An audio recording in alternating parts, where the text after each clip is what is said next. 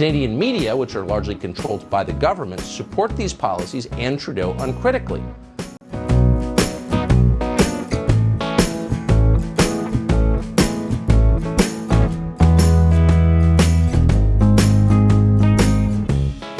I appreciate it. Appreciate your presence here today. Before I begin, let me just say that. Thank you very much. I'm being heckled here by. Thank you very much for your congratulations. Thank you very much for your questions. I'm going to begin my remarks now. Whether it's extremist ideology and right-wing terrorism on the rise in Canada. There's right-wing terrorists on the rise in Canada. I see a person with a truck the other day.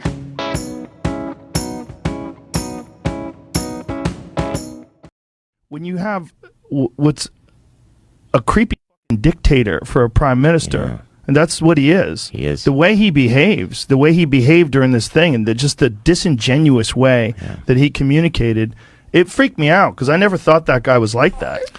To make sure that we are able to respond to these new realities. We're taking on more tools to keep Canadians safe. You have to tell people that the world is terrifying in order that they're willing to give up their freedom. Don't expect any freedom. Don't expect to control the outcomes of political processes. You'll just watch it from afar while more and more legislation is introduced to inhibit and prohibit your ability to have a voice at all.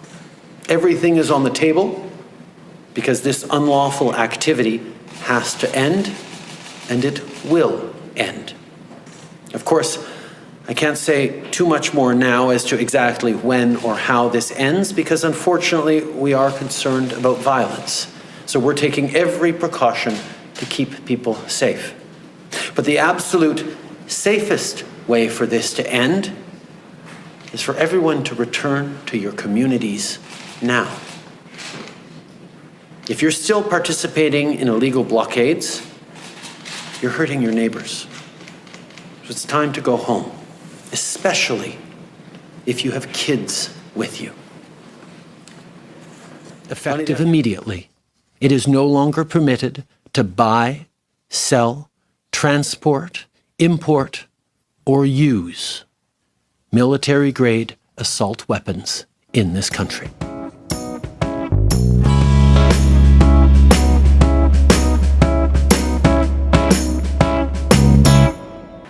I want to remind everyone that politicians don't direct police in a democratic society, but I can assure you that the RCMP is working with provincial and local police departments to enforce the law.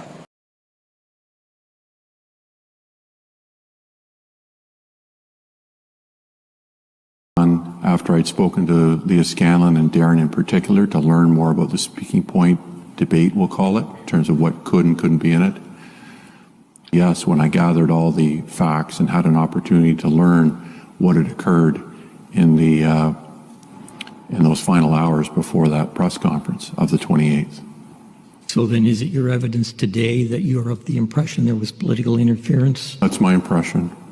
Where you have no freedom, you exchange your freedom for security, or what we define as security. You're not going to have any control over your own life. You're going to protect law-abiding gun owners from criminal liability until they can take steps to comply with this new law.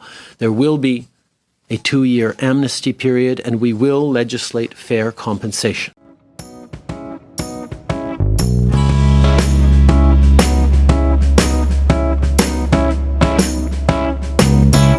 Two years ago, our government banned 1,500 models of assault-style weapons, including the Ruger Mini 14 used at Polytechnique and the AR-15.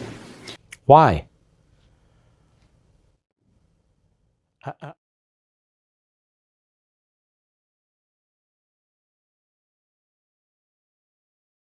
Or whether it's examples like the illegal protests we saw in the winter. There are a whole new set of challenges that we need to be responding to, and that's why we're working closely with our national security agencies, working closely with organizations like the Canadian Security Establishment around communications. The solution to the protest then, the trucker protests, which have been sort of casually daubed as right-wing, which look to me like a proletariat uprising of ordinary working Canadian people that didn't, as far as I could tell, in any real way express any right-wing sentiments. Of course, you know, if you have a protest, like if you have a football match, you can have someone might throw a can, someone might shout an unpleasant word. That is not a reason to foreclose democracy.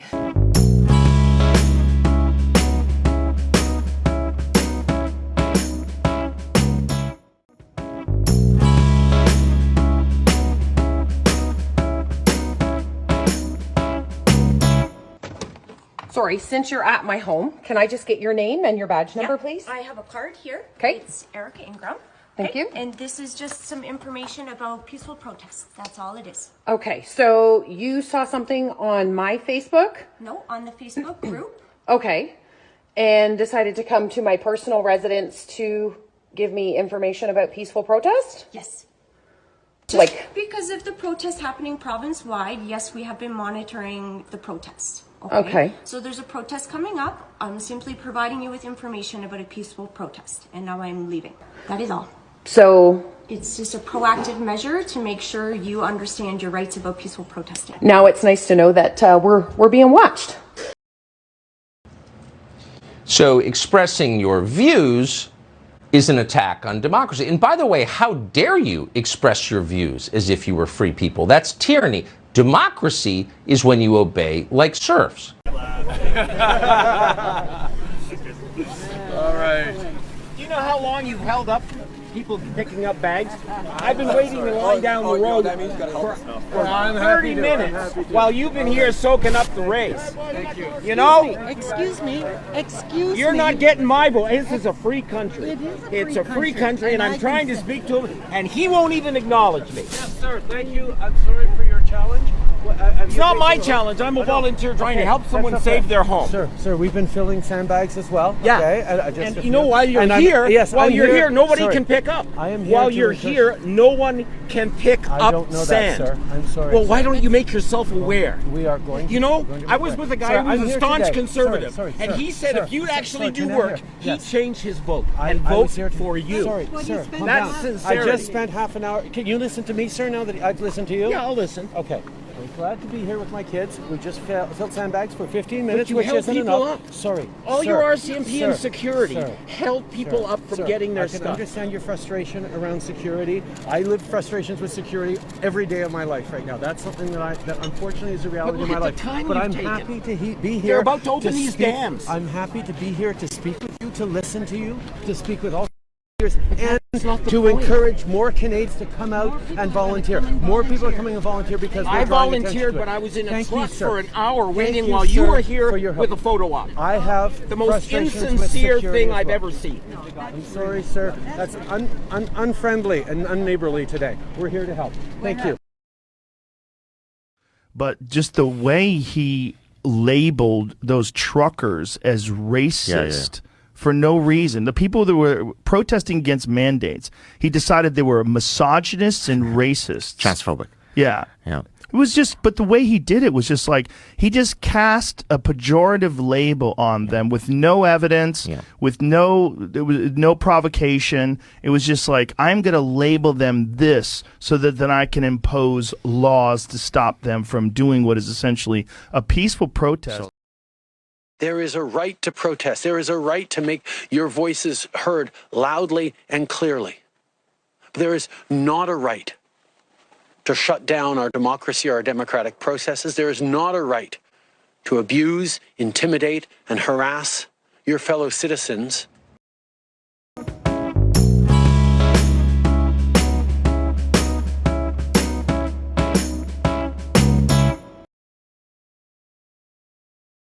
The reason for foreclosing democracy is some people say stuff sometimes, then forget democracy as a concept and just say what we want is a banal and banalising technocracy. Trudeau has used systematically COVID to short-circuit democracy in Canada.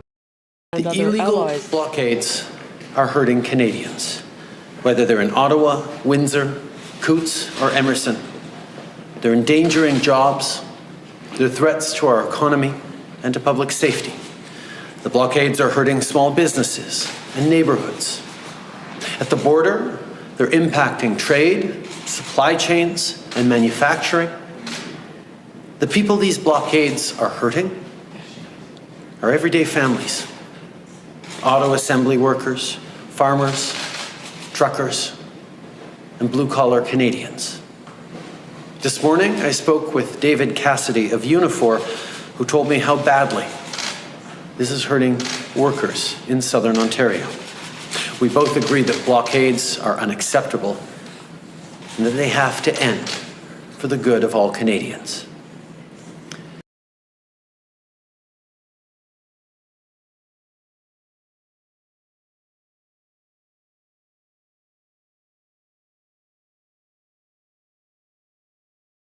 And with the Prime Minister of Canada, the way he's behaving right now, he's exactly like a tyrant, like a dictator.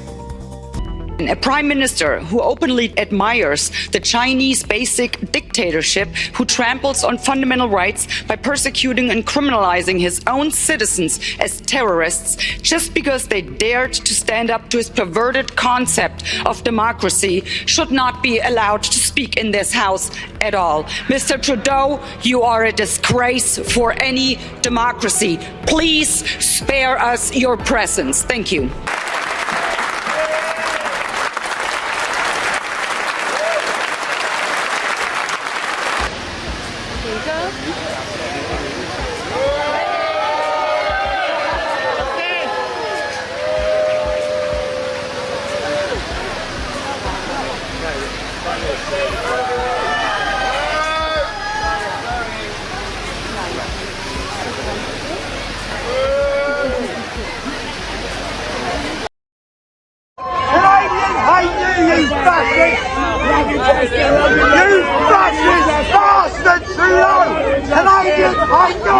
Justin! Bastard! Trudeau! Fascist! Fascist! Bastard! Fascist! We hate you, son of a... Get out of this country, you bastard!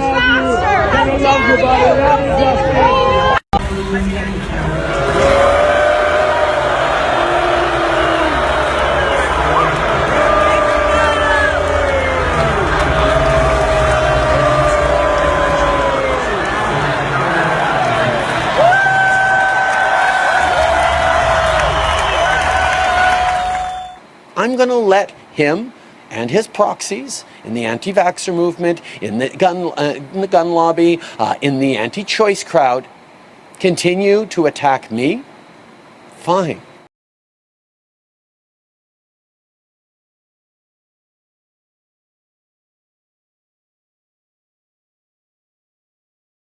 To go! Hey, hey! Ho, ho!